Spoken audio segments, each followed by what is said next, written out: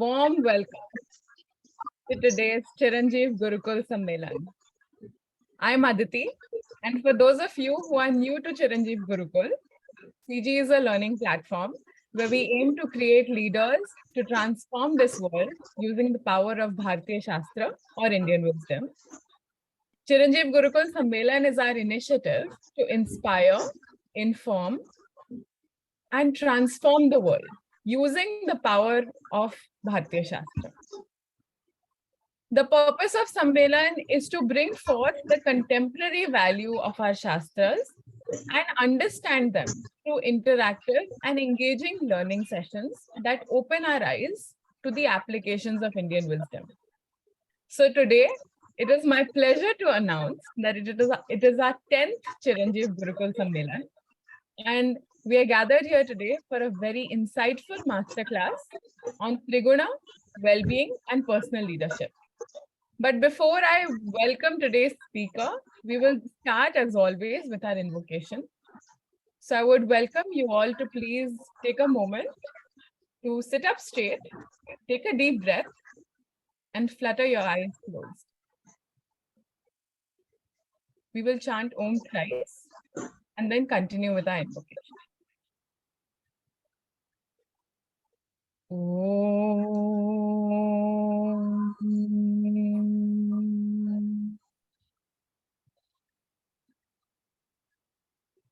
Om.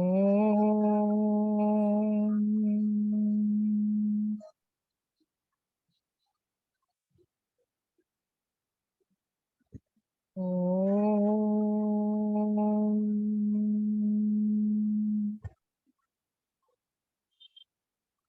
Om Sahana Vavatu Sahana Bhunantu Sahaviryam Karvavahai Tejasvinavadidamastu Ma Vidvishavahai.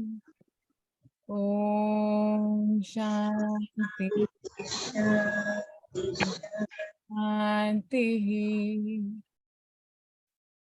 Gurur Brahma, Gurur Vishnu, Gurur Devo Maheshwara, Gurur Sakshat Parabrahma, Tasmai Shri Guruve Namaha.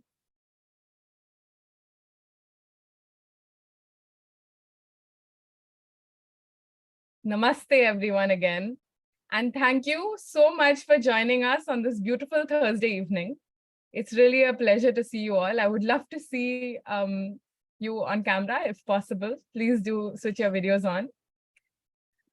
And I'm so excited for today's masterclass on Triguna, well-being and leadership, personal leadership. And leading today's masterclass, we have with us none other than the incredible Sujata Nerurkar.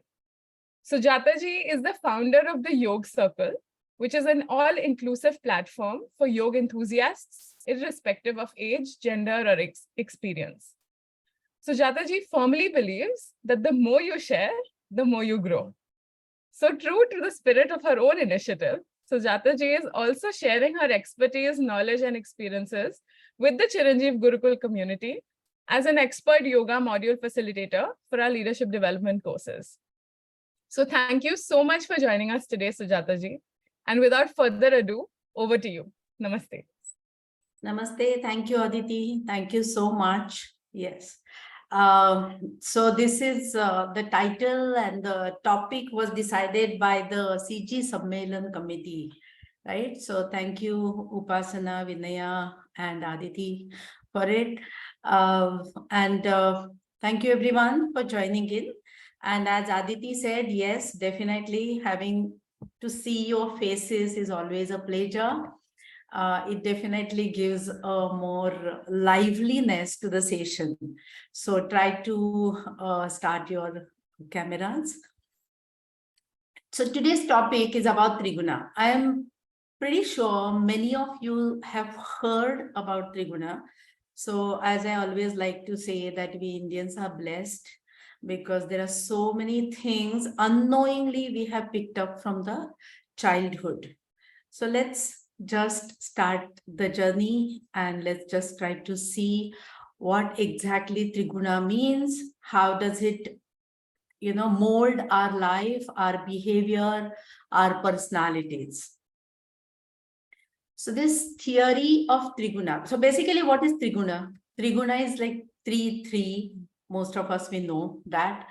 And Guna is the energy, quality, peculiarity, attribute, property, whatever you can say.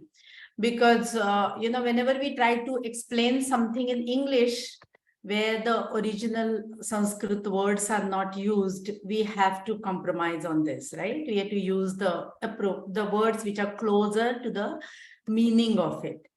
But the guna word, we use it, right? Gun, like how many gun do you have? And all that.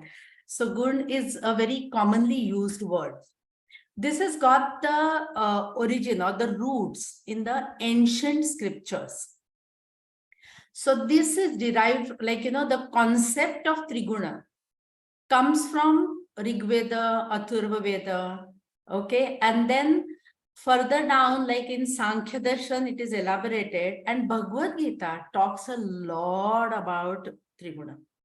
So Lord Krishna explaining to Arjuna all the qualities of what is Triguna, how do they affect us, and how one should behave, how one should cultivate, what are the attributes of different gunas, and how they are seen in nature and in person. So Bhagavad Gita really elaborates a lot on this. Now let's see different gunas. So tamas. Tamas is one of the gunas. We are starting with tamas. Now, when you look at this picture, what comes to your mind? Just be in connection with what are your thoughts. Whatever you see on the screen, definitely it creates some thoughts, some ripples in your mind. So just be in connection with that. And just think about what comes to your mind when you look at this. Let's think of this. Rajas, the second guna. What do you understand from this? And now let's think of the third one, which is Sattva. Now, when you look at all these three, Tamas, Rajas, and Sattva, either some thoughts come to your mind or there is some connection with your own self, right? Now, at this point, let's try to find out what do you identify yourself with. Let's just try to figure it out. So here we are taking a poll on this. If you can answer.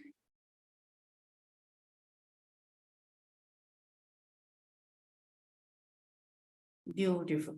See how it's changing?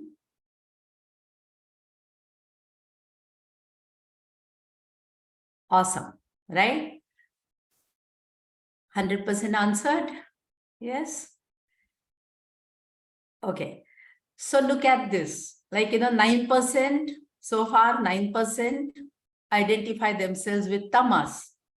31% with rajas. Nobody with sattva. And all of above 57%. All right. So most of the people can identify themselves with all the three. Right. So that says more people know about Triguna. All right. Yes. So let's see what it. Yeah. So let's just move on.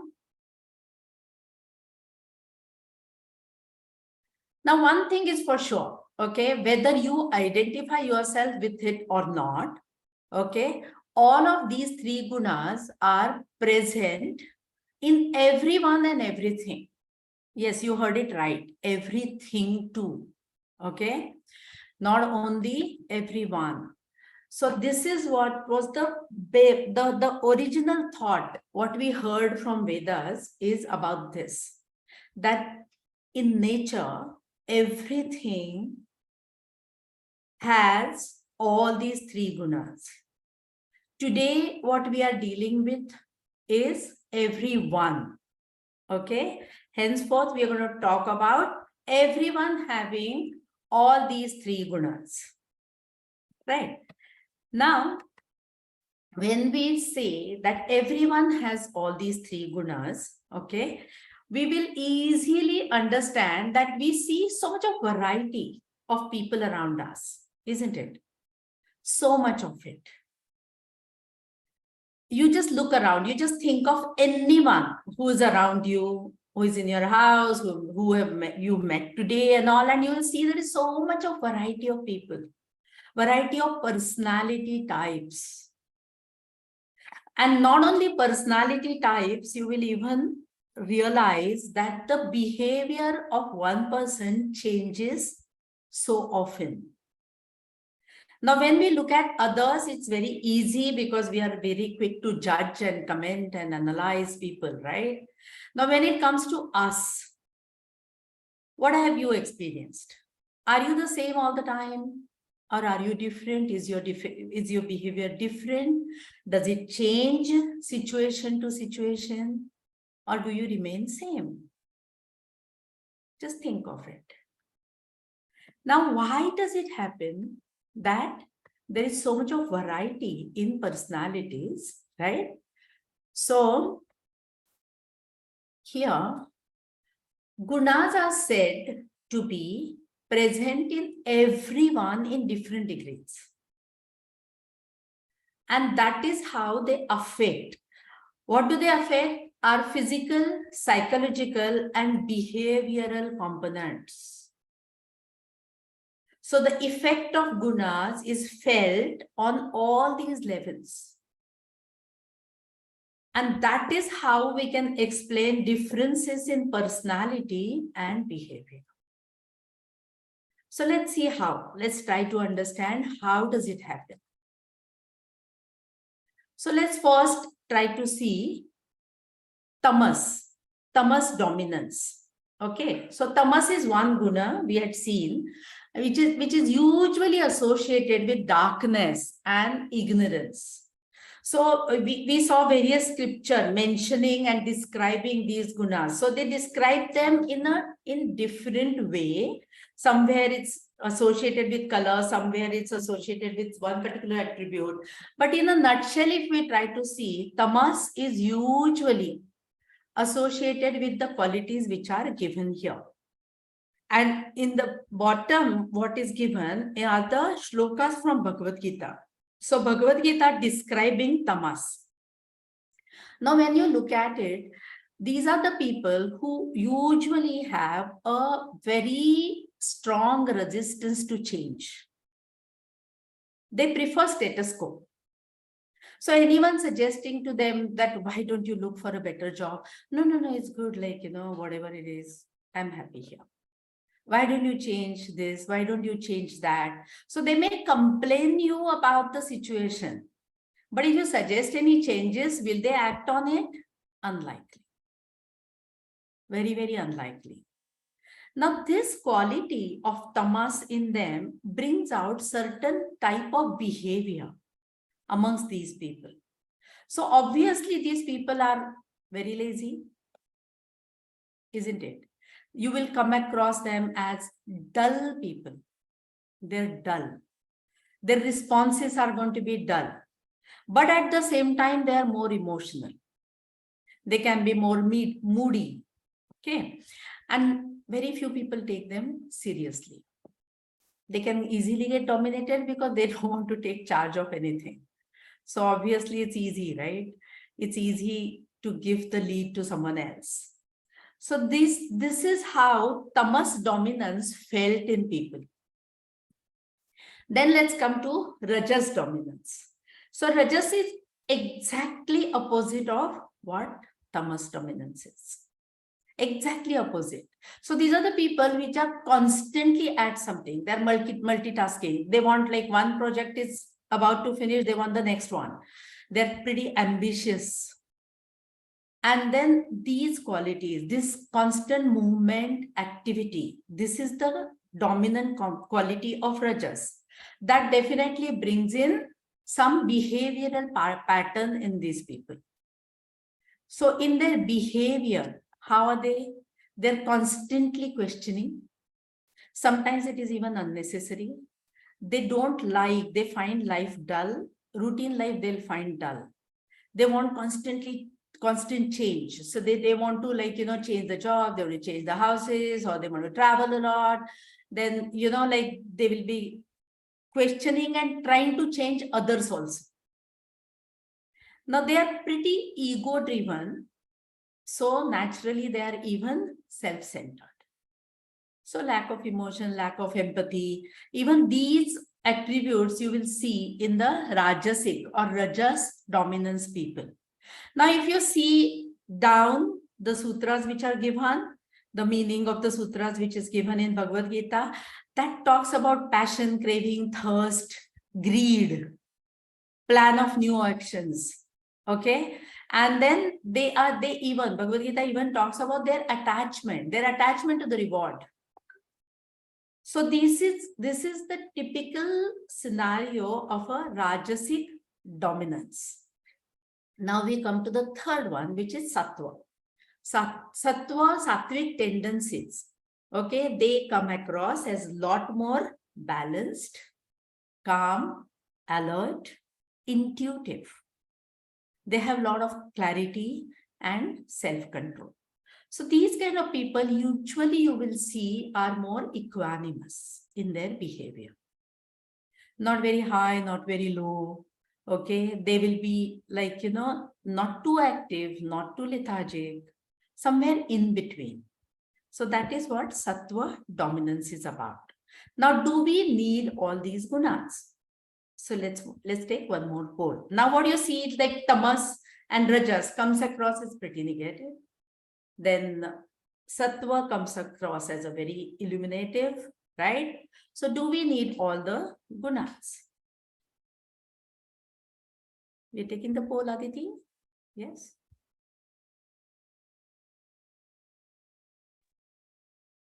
We may not be able to take the poll, is what I understand. No problem. No problem. It's all right. Yes. Yes. So let's just wonder, think that what do we really need all the gunas? And then let's try to find out. The answer is obviously yes. Why do we need all the gunas? Because even though we saw the negative side of tamas and rajas, here is something positive about it. What happens with the tamas tendencies? That it can be calming when it's needed. So rajasic activity is always rajasic people are going to be always on the move. It's very difficult to calm them. So the absence of tamas in them it will be very difficult for them to handle all this activity. And exactly like that, for the tamasic people, if no rajas element, and then they will never be able to come out of their tamas at all. So for the motivation, for the action, for the passion, we need rajas. And to be able to relax, what we need is tamas. Now, whenever these things are in imbalance, okay, what happens? At any given time, one of the three qualities is going to be dominant in our life. Okay. And mind, so because of that, mind can be ever changing because these qualities change also, the proportions change. So then what happens?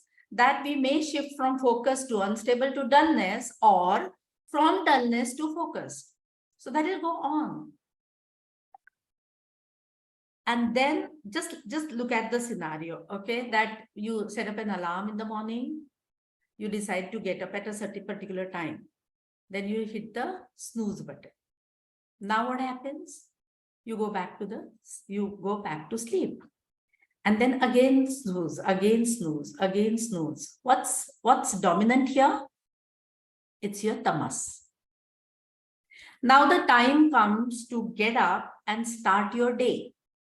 At this juncture, you're so unwilling to get out of the bed that your rajas is pretty weak. You're still on the tamas side.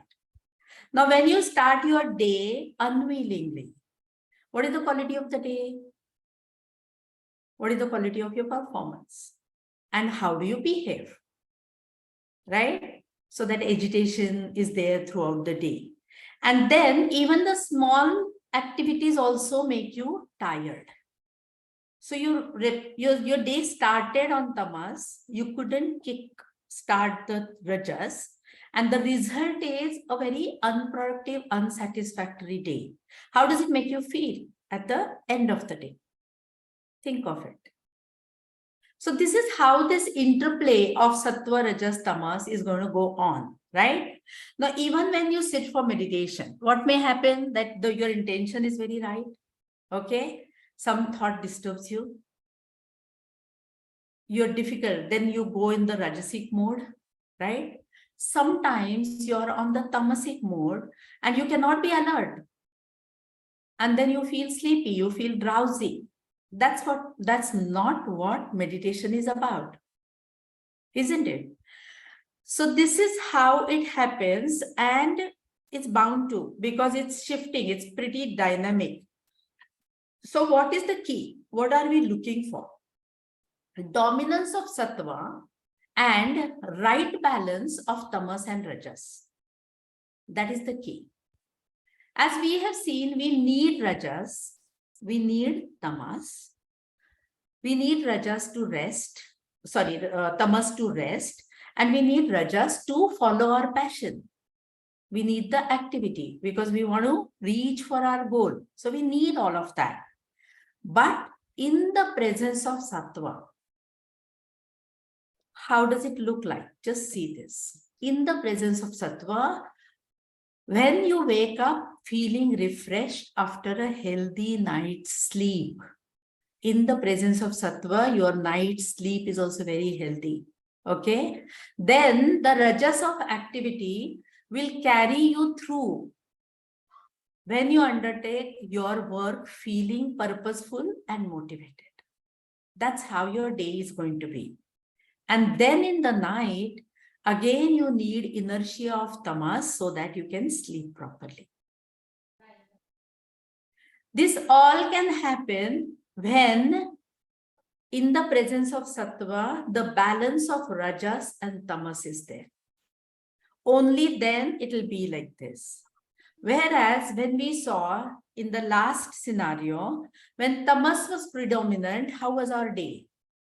Now think of it when rajas is predominant and you are active, you constantly want to achieve and you want to perform and you want to, give results, and you're constantly on the run, and tamas is inactive. Again, tiredness. And what is the quality of your day? What is the quality of your performance? Think of it, isn't it? And hence, what are we looking for? We're looking for sattva dominance and the right balance of rajas and tamas. Now, if you look at it, even in Bhagavad Gita, what is described here is almost amongst these sattva guna, the mode of goodness, being purer than the other, is illuminating, and pay attention to this, full of well-being. And then this is what gives one a sense of happiness and knowledge. That is what even Bhagavad Gita talks about. Now let's have a look at what is well-being. What is well-being? A state of feeling healthy and happy. Again here, the onus or the emphasis is on feeling. Feeling healthy and happy. What does it mean? What is being healthy and feeling healthy? Is there anyone over here who would like to talk about this? Or share thoughts? What is feeling healthy and being healthy? No one? Okay. So what can happen is that you are necessarily not healthy in the sense of health, like you do not have any health issues, right? And then in spite of that, you may not feel happy or you may not feel healthy. You're constantly wondering that, there's something wrong with me. I have to go and check with the doctor. I don't feel all right. I know there is nothing wrong. All my parameters are right, but still I don't feel all right. At the same time, there could be someone who may be feeling, may have issues, health issues. And you ask such a person and then they say, oh, that's nothing. That's okay. I'm okay. I'm all right. Oh, that will be taken care of. But I still feel happy. I feel energetic. Think of it. Okay. And then this is not only on this, like well-being can be felt on so many different layers. Like poor people feeling happy and poor people feeling that, yeah, I have everything what I need. And there could be people who are in riches and then still they feel that I don't have this, I need that, etc. So what we need to understand here is well-being is a state of feeling. It's a sense. And then that is something you feel in the presence of Sattva. Why is it important? Why is it important to feel well-being? Because well-being encourages a focus on very positive attributes of a personality. What are those positive attributes? Resilience, creativity, positivity, and growth mindset. This mindset you can have only from sense of well-being. Just think of it. And this sense of well-being is very, very, very important when it comes to personal leadership. Otherwise, there is no possibility that you will feel growth, you want to grow, you will get motivated by it. It's very, very unlikely. Because personal leadership is the ability to take responsibility for all aspects in your life and leading it in the direction that is best for you, that is to achieve your goal. So this is the ability which makes you responsible, organized, and accountable to the goals you set. So to achieve anything, you need to have the sense of well-being. To have the sense of well-being, you need the balance in the gunas, the right amount of rajas, the right amount of tamas, and the predominance of sattva. That's extremely important. Now, how do we, now that we understand that personality and character, okay. So personality and character evolution is what we are looking for, isn't it? And that is forever work in progress. Throughout the life, it goes on and on. We never feel that that's enough, now done, I'm evolved, completely. Do you feel like that? It's a work in progress. It's bound to happen throughout, right? And what is the desired path? So we need to start from the basic. We need to start how to evolve from tamasic to rajasic and from rajasic to sattvic. That is what we are looking for. Now, here is a problem, and then we, especially I see many yoga teachers over here, okay? We always feel that as an issue, as someone who is predominantly tamasic, such people need a lot of activity. But if you suggest to such people the rajasic activities, we say, okay, do dynamic things, do dynamic yoga, practice a lot of asanas, they'll say, no, that's not for me. I don't like it. Okay. Try telling a rajasic person that you need meditation. You know what will be the answer? Oh, that's not my type. Okay, so this is, this goes hand in hand, and then it becomes a circle on its own. So tamasic people do like inactivity, rajasic people like too much of activity. So they are not ready to balance with this. And then tamasic people are not ready to move. And hence there is a lock. So what happens is, we improve personality gradually, first overcoming our tamasic tendencies and then rajasic tendencies, before we can firmly establish ourselves in the sattvic state. it's very important that you have to grow, overcome the tamasic tendencies. Then move on to the rajasic, and then from there to sattvic. But what happens in reality? We exhibit a mixture of all three tendencies at all times.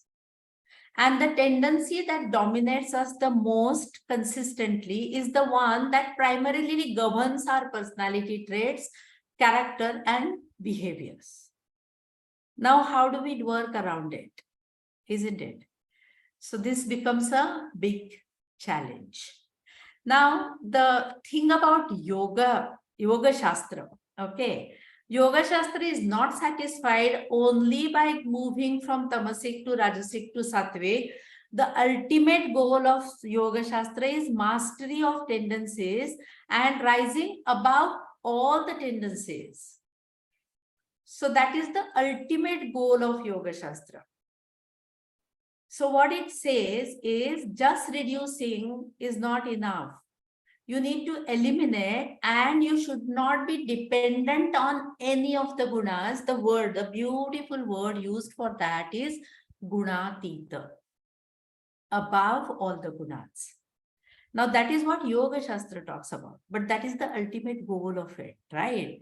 Now here we are still trying to figure out how to rise above tamas and rajas. So we leave it aside for the time being, okay? Because this is like too much of a spiritual quality, right?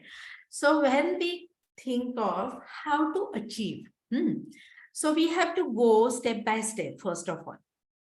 Now we know that we can experience all the three qualities from time to time. And we have understood we need to keep the levels just enough, and we have to build more on the sattva. So the first step, obviously, is self-awareness. Now, this is very difficult to get, right? Very easy to say it. What is self-awareness? So moment to moment, how do I react? How do I respond? Do I react? How am I feeling right now? Why am I feeling like that? Knowing more about yourself. So for that, our focus has to be a lot more internal and accepting too. We need to be a lot more open. We need to examine ourselves from time to time and see what's happening there. And then comes our second step. After the self-awareness, now we understand that I need to shift from one particular guna to the other guna. And then overall being more on the sattvic term. So what do I need to do? I need to adopt these 4 pillars, they are called, of health and happy life. They are ahar, vihar, achar, and vichar. When we talk about this, when we attach the word sattvic to it, what happens?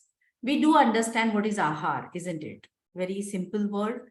Ahar is the intake of everything, intake of food, intake of thoughts, right? Or the stimuli. So are we on sattvic over it? So Ayurveda talks a lot about sattvic food, rajasic food, tamasic food. It talks a lot about it. It says that food has got a lot of influence on your gunas, on your personality, on your behavior, on your health, and even on your happiness.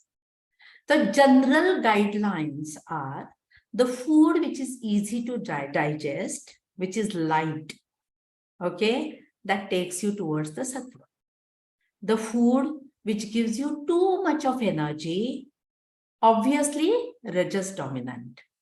And the food which is very difficult to digest is tamasic. So we have to be careful about what do we choose, at what time, what do we eat, what is our intake, how much is the intake, how does the food make me feel. I need to understand that. We need to analyze it, and then we need to be observant about it and then choose rightly. Then comes our second, vihar. When it comes to vihar, what is vihar about? It's about your recreation, It's about your mingling in the society, your, company. Which company are you in? How do you entertain yourself? That is also needed, isn't it? So what is the quality of your vihar? Is it rajasic? Is it tamasic? Is it sattvic?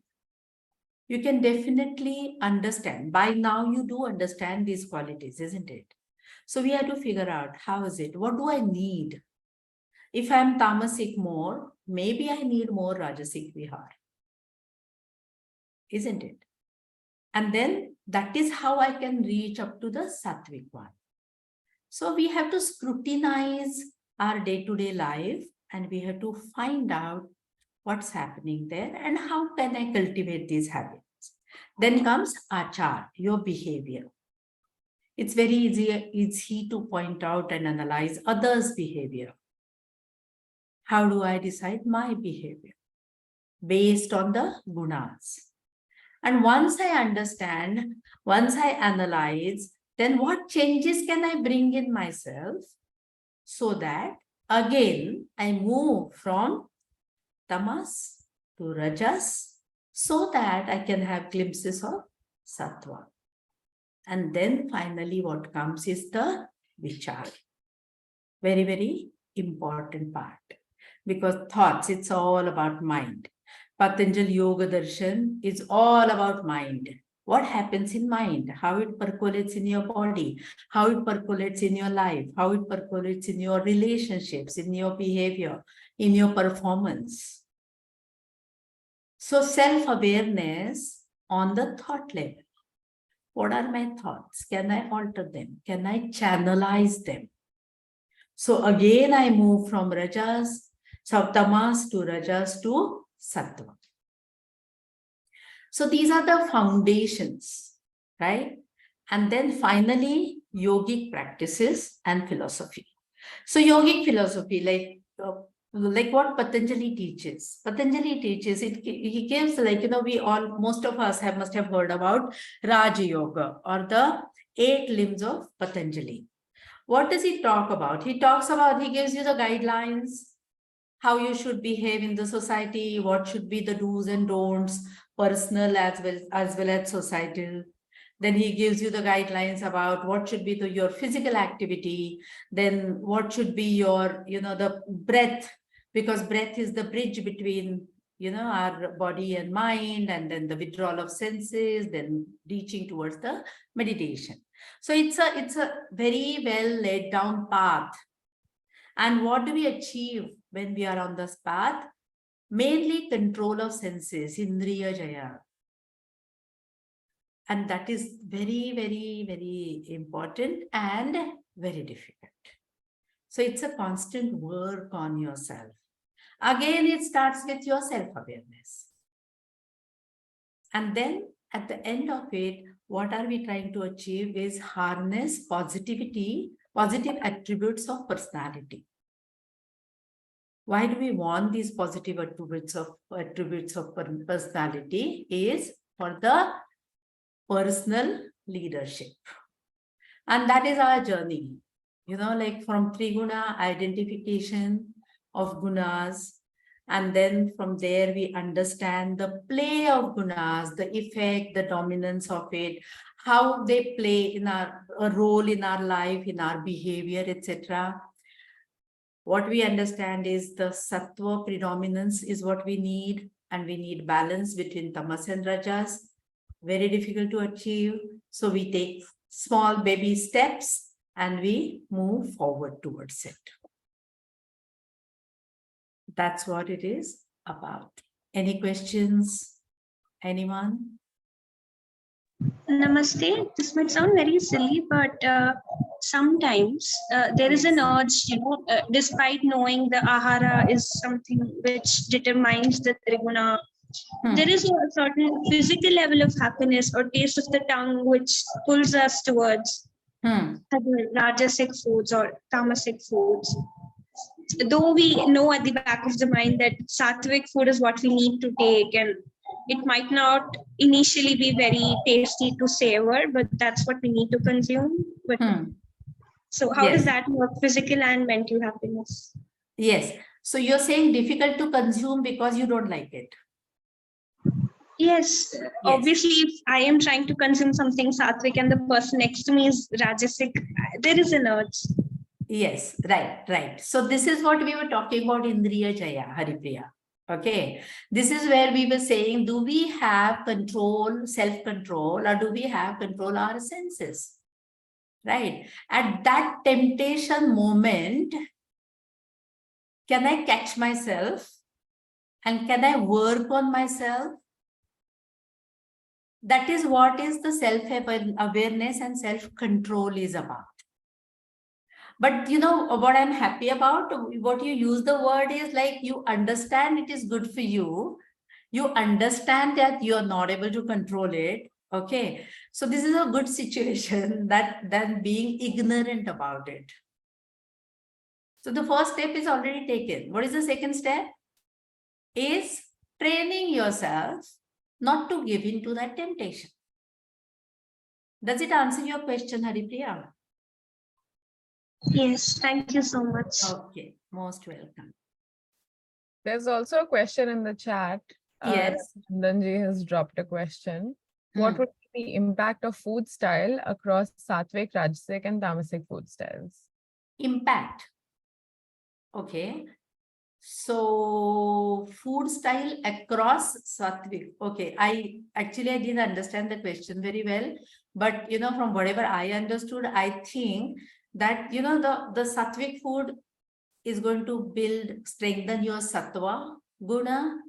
Rajasic food, the food which gives you a lot more energy. Like, you know, like, have you seen small children drinking Coke and then jumping around and then very difficult to put them to sleep afterwards, right? High dose of sugar and then you cannot sleep in the night, all right? And the tamasic food, which is very difficult to digest, it definitely makes you feel lethargic. You always say that, isn't it? Oh my God, I had such a heavy food now. It's impossible for me to move. Or you even say like, I can't even think anything right now because you go in a complete dullness. It gives you that dull response. So that what was the question? Yeah. Yes, Okay, it's answered the question. All right. Yes. Any other question, Aditi? Is there a standard ratio or a more acceptable one of the three? Of the three? No, it wouldn't be like that if we are thinking. So here what we have to think about is what is my goal? Okay. Because you want to be in alignment of your goal, isn't it? So if you're a football player and if you go too much on the sattva or even too much on the tamas or sattva, it's not going to work for you at all, right? So because your occupation needs rajas, definitely. All right. What are we looking for is sattvic rajas. What do we mean by sattvic rajas? It's not mindless, it's not ambition based, it's not competitive. Even if it is competitive, you are not attached to the reward you're going to get out of it. So you remain calm, composed, even through your activity. And you are under self-control. That is what is the sattvic rajas. Okay, does it answer the question? Yes. I think so. Then there was, sorry, I'm just going by order. Yeah, so, please. Yeah. Haripriya also asked about sattvic night sleep. Sattvic night sleep. Yes. So Haripriya, the sleep which is undisturbed. Okay. You sleep and then next day morning when you get up, you feel absolutely refreshed. You don't want to linger in the bed again. That is the indication of sattvic sleep. Whereas you are in bed for 8-10 hours, and in spite of that, when you get up, you don't feel that you're fresh or you have had enough rest. So the quality of sleep matters here. Okay, is it okay, Haripriya? Does it answer? Yeah, in the same sense, like when we talk about the tridosha, the kapha are more likely to linger in the bed, like you said, whereas the pitta, immediately they want that action. So Isn't that very related that way? Yeah, so 3 dosha and 3 guna are related when it comes to Ayurveda. Okay, so Ayurveda thinks that the believes that physical imbalances are through 3 dosha and mental imbalances are through gunas, 3 gunas. So they are bound to be linked. Okay, Haripriya? We have an interesting question from Anandji. He's Yes. asked, how do we explain the antisocial behavior of some heads of religious organizations where they take sattvic food and apparently indulge in sattvic activities and also have scriptural guidance, but Yes. they will go ahead and, well, go about doing not so sattvic activities? Absolutely. So my first, this is like, I always like to first look at ourselves, okay? And then more than judging and analyzing others, because we, first of all, do not know everything about them. Okay, so I mean, like, the sattvic activities, like, the person who's sitting for meditation, just because the person has closed the eyes and sitting in that posture doesn't mean he or she is meditating. All right, maybe they're just sitting there and thinking of so many different other things. So the exterior of any activity, what it comes across as may not be sattvic, maybe sattvic, but it may not be necessarily sattvic in their doing, in their intention. That is a possibility. And yeah. Bhava is missing, basically. Yeah, it's missing. The bhav is missing, definitely. Okay, if we don't even know the intention. So many people do so many things just because they look good, they come across as good, right? Or so many, like when it comes to donations, like donation is a very good act. What is your intention? I mean, do you want to if it makes you feel egoistic, and if it makes you feel superior, and if you expect the other person to be in obligation, if that is your purpose of the donation, okay, it defeats the purpose, right? I mean, like the quality of donation is changed completely over here. The charity is changed here. So If you powerful. do not, yes, Yeah. yes, Aditi. Sorry, I will just pick up on one more. Sorry, I missed that on the way, but again, it's related to food.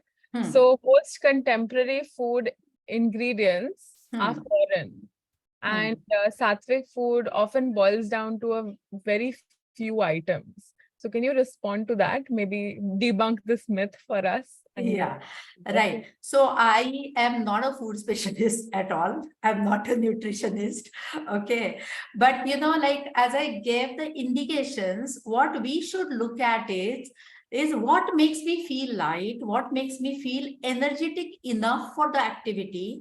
I can go throughout the day without feeling tired with that intake.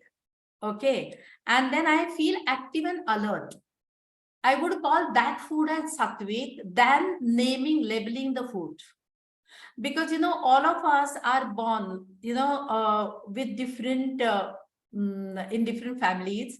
The kind of food we've been eating from childhood, okay, or the region where we stay, it's all regional. So our habits, our conditioning, all of that plays a role, because many a times something which is extremely sattvic per se in the qualities, if it doesn't give you satisfaction, the food, again the sattva is missing there.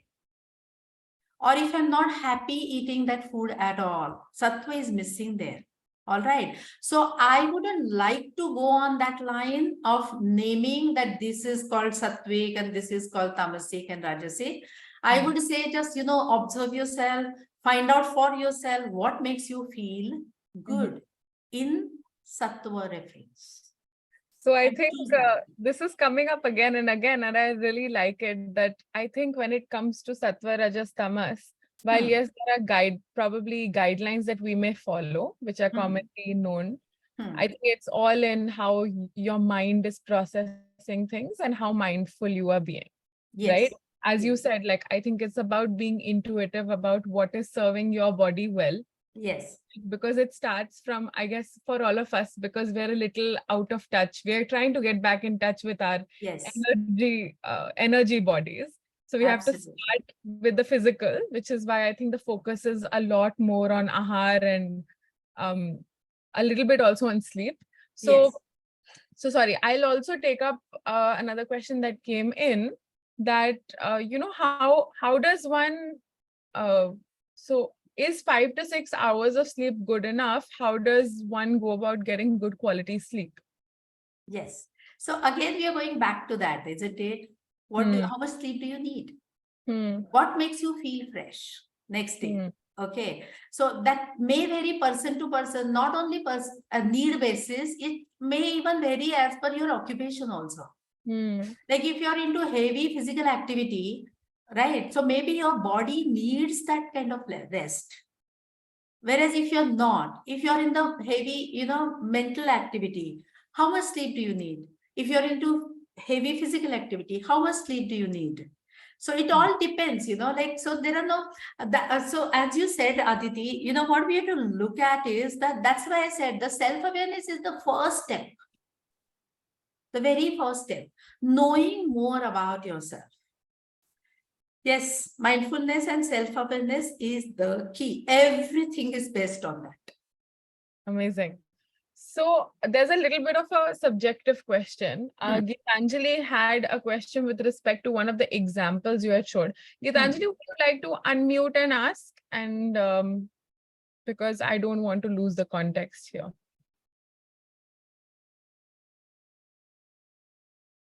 Are you there? Is she there?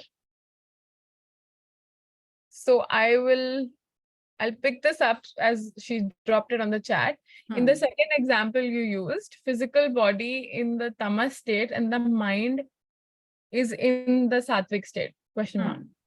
Do you want to probably pull that slide back up so that everybody... I don't think I said anything like that physical body in the tamas state and mind in the sattvic state. So I think there was one of the examples that you mentioned maybe? Yeah, so I had given the example of 2 examples I had given. One was like, putting the snooze on and being in the tamas state and then getting up unwillingly and then trying to get into rajas one, which is not going to be very productive, which is not going to be very satisfying for you, and you're going to feel tired throughout the day.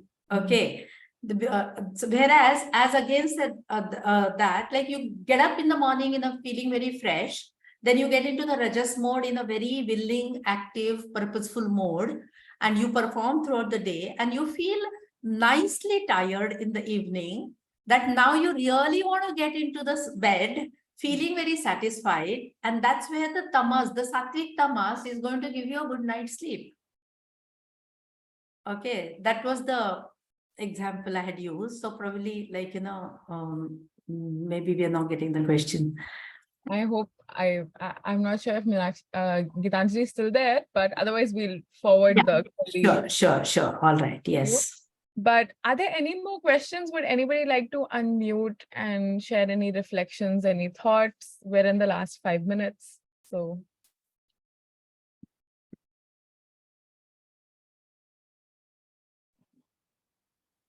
I think lots of gratitude towards I want to say something like for personality well-being, we need to balance 3 gunas. In short, what ma'am has explained, right?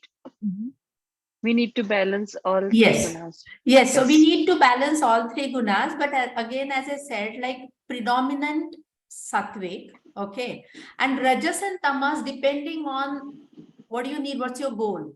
And then because, if for your personal leadership, everything has to be aligned as per your goal. What do you want to achieve? Isn't it? So once you understand that, then you know how to balance. So it's not like, 33.33% kinds. Okay, we are not talking about that. Right? So someone who is on the spirituality path, what do they need? They need maximum sattva. I think Kiranji has a question. Yes, Kiran. Namaste. Good to hear from you. Very well explained. A lot of good things and good reminders. Thank you very much. So I have a question regarding, we fast, especially during these 4 months or 5 months, right? Chaturmas and even on Monday. So what happens at times is you tend to, I mean, not people like me tend to get at times upset or get angry for small things, right? Where there's no food anyways, right? You start your day very well, you do your puja and all, right? You have the more of a positive things in mind, and suddenly at times things don't go as per your, or somebody else triggers that irritation or anger. So where does it come from? I know a Yes. lot of other psychological thing, but does that food or yoga has some impact? Just wanted to know, because fasting you're not eating anything, right? Yeah. And then if it comes, that's where I'm coming. Thank you Yes. for allowing me to. Yeah. So Kiran, see, fasting is observed as one of the self-control things. Okay. So having more, it empowers you that I can go without food. If it is accompanied by, again, sattvic nature, then the result will not be agitation. Okay, you will feel good about it, right? When the agitation comes, that means that appetite, or the hunger, the effect of that lack of food is playing on your body and you cannot take it nicely. It's affecting you. Okay, so, we have to understand. We have to understand that fasting for what sake? If it doesn't suit you at all, if it gives you headaches, if it gives you, any, and if you do not have that much of tolerance, then better than getting agitated, don't fast. Otherwise, what you can do is you can train yourself, to separate the bodily senses, to separate the bodily cravings from your mind's responses. Now, that is again a practice of self-awareness, right? Is it okay, Kiran? Does it make sense?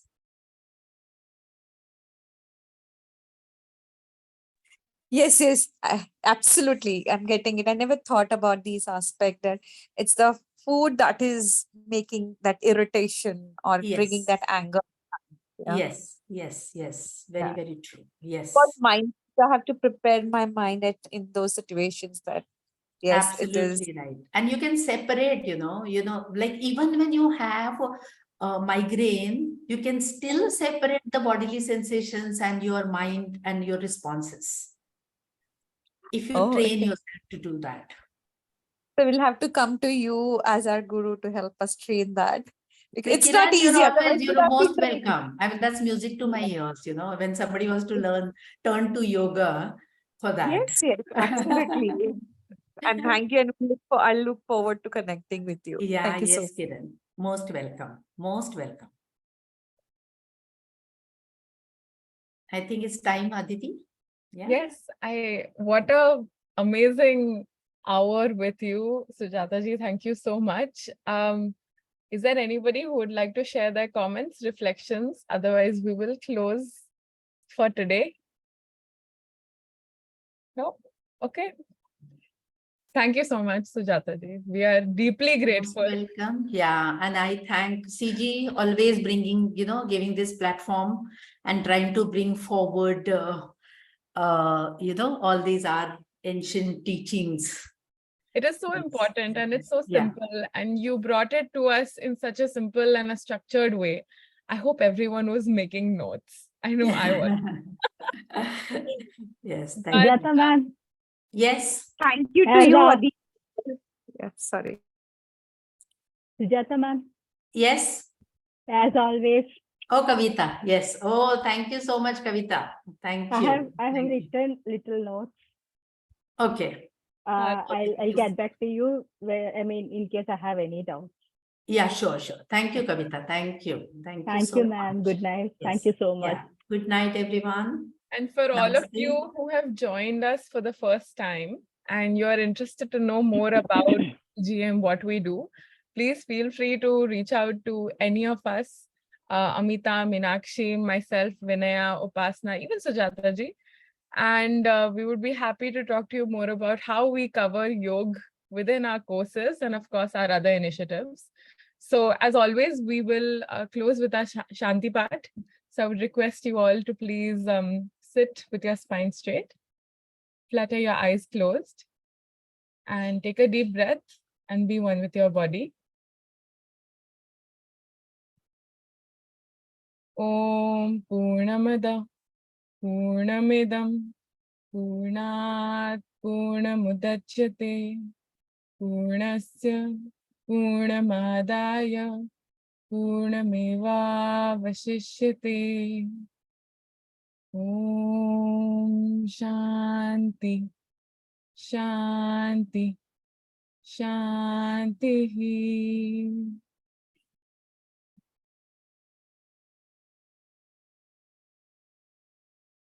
Thank you so much, everyone, for joining us again today. And we hope to see you the next time. Have a lovely rest of the evening. Namaste. Dhanyavad for arranging such a wonderful session. Thank you, Sujata ji. Thank you so much. Thank you so Sujata. much. Thank Thank you. you.